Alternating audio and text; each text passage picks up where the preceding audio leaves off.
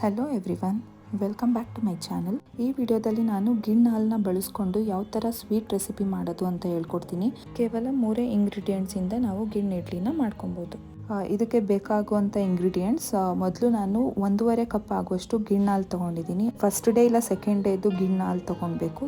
1 cup regular milk ತೊಗೊಂಡಿದ್ದೀನಿ, 1 cup ಬೆಲ್ಲ ತೊಗೊಂಡಿದ್ದೀನಿ, ಸ್ವಲ್ಪ ಏಲಕ್ಕಿ ಪುಡಿ. ಇಡ್ಲಿನ ಮಾಡೋದಕ್ಕೆ ಮೊದಲನೇ ದಿನದಿಲ್ಲ 2ನೇ ದಿನದ ಹಾಲೇ ಆಗಿರಬೇಕು. 3ರಿಂದ 4ನೇ ದಿನದಿಲ್ಲ 1 ವಾರದ ಹಾಲು ಯಾವುದೇ ಕಾರಣಕ್ಕೂ ಯೂಸ್ ಮಾಡಬೇಡಿ, ಅದು ಬರೋದಿಲ್ಲ. ಇಡ್ಲಿ ನೀರು ಬಿಟ್ಕೊಳ್ಳುತ್ತೆ, ಸೊ ಫಾರ್ಮೇಷನ್ ಆಗೋದಿಲ್ಲ.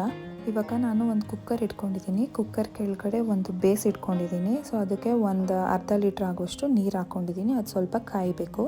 ಇನ್ನೊಂದು ಮಿಕ್ಸಿಂಗ್ ಬೌಲಿಗೆ 1 ಕಪ್ ಬೆಲ್ಲ ಹಾಕೊಂಡಿದ್ದೀನಿ. ಅದಕ್ಕೆ 1.5 ಕಪ್ ಅಷ್ಟು ಗಿಣ್ಣು ಹಾಲು ಹಾಕೊಬೇಕು. ಸೊ 1 ಕಪ್ ಆಗುವಷ್ಟು ರೆಗ್ಯುಲರ್ ಮಿಲ್ಕ್ ಹಾಕೊಬೇಕು. ಸೊ ಅದಷ್ಟು ನಾವು ಬೆಲ್ಲದಲ್ಲಿ ಕರಗೋ ಹಂಗೆ ತಿರುಗಿಸ್ಕೊಬೇಕು.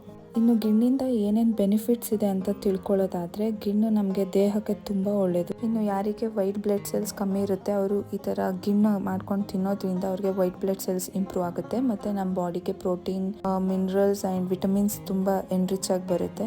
ಪೌಷ್ಟಿಕಾಂಶ ಯಾರಿಗಿರಲ್ವೋ ಅವ್ರು ಈ ಹಾಲನ್ನ ಕುಡಿಯೋದ್ರಿಂದ ಪೌಷ್ಟಿಕಾಂಶ ತುಂಬ ಜಾಸ್ತಿ ಆಗುತ್ತೆ. ಮತ್ತು ಮಕ್ಕಳಿಗೆ ಇದನ್ನು ಕೊಡೋದ್ರಿಂದ ಅವ್ರ ಬೆಳವಣಿಗೆ ತುಂಬ ಬೇಗ ಆಗುತ್ತೆ. ಬೆಲ್ಲ ಕರಗಾದ್ಮೇಲೆ ನಾವು ಹಾಲನ್ನ ಸ್ಟ್ರೈನ್ ಮಾಡ್ಕೊಬೇಕು. ಸೋದಿಸ್ಕೊಂಡು ನೆಕ್ಸ್ಟ್ ಕುಕ್ಕರಿಗೆ ಇಡಬೇಕು. ಆ ಓಲ್ಡರ್ ಎಲ್ಪಿಂದ ನಾನು ಗಿಣ್ಣಿನ ಬೌಲ್ನ ಒಳಗಡೆ ಇಟ್ಟಿದ್ದೀನಿ. ಸೊ ಅದ್ರ ಮೇಲ್ಗಡೆ ಸ್ವಲ್ಪ ಏಲಕ್ಕಿ ಪುಡಿ ಹಾಕ್ಕೊಂಡಿದ್ದೀನಿ. ಈಗ ಕುಕ್ಕರ್ ಮುಚ್ಚಳನ ಮುಚ್ಚಬೇಕು. ಅದ್ರ ಮೇಲ್ಗಡೆ ನಾನು ವಿಷಲ್ನ ಹಾಕ್ಕೊಂಡಿಲ್ಲ, ಅದ್ರ ಬದಲಾಗಿ ಲೋಟನ್ನು ಇಟ್ಕೊಂಡಿದ್ದೀನಿ. ಯಾಕಂದರೆ ನಾವು ವಿಷಲ್ ಬರ್ಸ್ಬಾರ್ದು, ಜಸ್ಟ್ 15 to 20 ಮಿನಿಟ್ಸ್ ಅದನ್ನ ಸ್ಟೀಮ್ ಮಾಡಿದ್ರೆ ಸಾಕು. ಇವಾಗ ನಾನು ಎಡ್ಜಸ್ನ ಲೂಸ್ ಮಾಡ್ಕೊತಾ ಇದ್ದೀನಿ.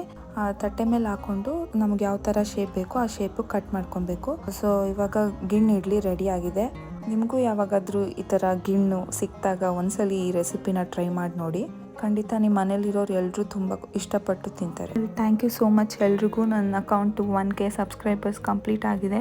ಸೊ ನಿಮ್ಮ ಸಪೋರ್ಟ್ ಯಾವಾಗಲೂ ನನಗೆ ಇದೇ ಥರ ಇರಲಿ. ಆಮೇಲೆ ನನಗೆ ತುಂಬ ಜನ ಕಮೆಂಟ್ ಮಾಡ್ತಾ ಇರ್ತಾರೆ, ನಾನ್ ವೆಜ್ ರೆಸಿಪೀಸ್ ತೋರಿಸಿ, non veg or egg recipes ತೋರಿಸಿ ಅಂತ ಹೇಳ್ತಾ ಇದ್ದಾರೆ. ಸೊ ನಾನು ನೆಕ್ಸ್ಟು ನಾನ್ ವೆಜ್ ರೆಸಿಪೀಸ್ ತೋರಿಸ್ಬೇಕು ಅಂತ ಅಂದ್ಕೊಂಡಿದ್ದೀನಿ. ಸೊ ನನಗೆ ಇದೇ ಥರ ಸಪೋರ್ಟ್ ಮಾಡ್ತಾಯಿರಿ. ಸೊ ನನಗೂ ಒಂದು ಖುಷಿ ಇರುತ್ತೆ ನೆಕ್ಸ್ಟ್ ಒಳ್ಳೆ ರೆಸಿಪೀಸ್ ಮಾಡೋದಕ್ಕೆ. ಈ ರೆಸಿಪಿ ನಿಮ್ಗೆ ಇಷ್ಟ ಆಗಿದ್ರೆ ಪ್ಲೀಸ್ ಒಂದು ಲೈಕ್ ಮಾಡಿ, ಶೇರ್ ಮಾಡಿ, ಕಮೆಂಟ್ ಮಾಡಿ, ಮತ್ತು ನಿಮ್ಮ ಫ್ಯಾಮಿಲಿ ಆ್ಯಂಡ್ ಫ್ರೆಂಡ್ಸಿಗೆ ಕೂಡ ಶೇರ್ ಮಾಡಿ. ನನ್ನ ಚಾನಲ್ಗೆ ಸಬ್ಸ್ಕ್ರೈಬ್ ಆಗೋದನ್ನು ಮಾತ್ರ ಮರಿಬೇಡಿ. ಇನ್ನೂ ಯಾರೆಲ್ಲ ನನ್ನ ಚಾನಲ್ಗೆ ಸಬ್ಸ್ಕ್ರೈಬ್ ಆಗದೆ ವೀಡಿಯೋಸ್ ನೋಡ್ತಾ ಇದ್ದೀರಾ, ಇವಾಗಲೇ ಹೋಗಿ ಸಬ್ಸ್ಕ್ರೈಬ್ ಆಗಿ.